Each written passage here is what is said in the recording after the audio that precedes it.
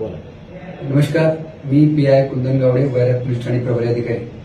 वैराग police Thane येथे गुन्हा number 189/2026 BNS कलम 103(1) व इतर या अन्वये खुनाचा गुन्हा दाखल होता.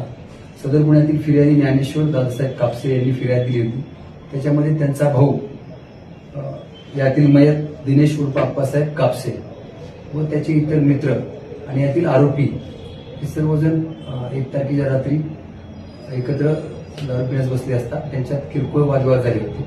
वादविवादानंतर यातील आरोपी जो आहे त्या मैताला घरी सोडवतो असं म्हणून त्यांनी गौसेन हायस्कूलच्या ग्राउंडवरती घेऊन गेला होता आणि त्या दरम्यान त्यांच्यात पुन्हा किरकोळ कारणावरून वादावादी होऊन त्या आरोपीने यातील मयत यास डोक्यात दगड घालून त्याचा जागेवर खून करून आरोपी घटनास्थळावर पळून गेला होता.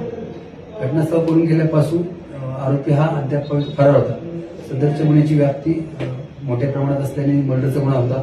वरिष्ठांनी गांभीर्याने सूचना देऊन आरोपीला तात्काळ अटक करण्यावर सूचना केल्या होत्या.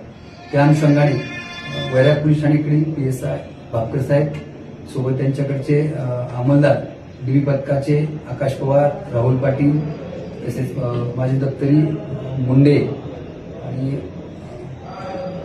जाधवर मेजर अशा सर्वांनी काल रात्रीपासून गुन्हा दाखल झाल्यापासून जवळपास 16-17 तास कंटिन्यू आरोपी शोध मोहीम राबवली होती आणि आज आम्हाला तो आरोपी यातील जो आहे तो मिळून आलेला आहे.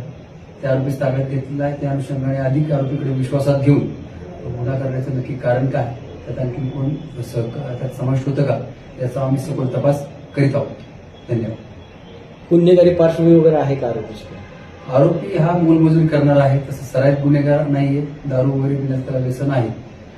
2019 मध्ये किरकोळ स्वरूपाचा गुन्हा दाखल होता. त्याच्यानंतर त्याच्यावरती सिरियस क्राईम रेकॉर्ड असल्यावर कुठलाही अभिलेख उपलब्ध नाही.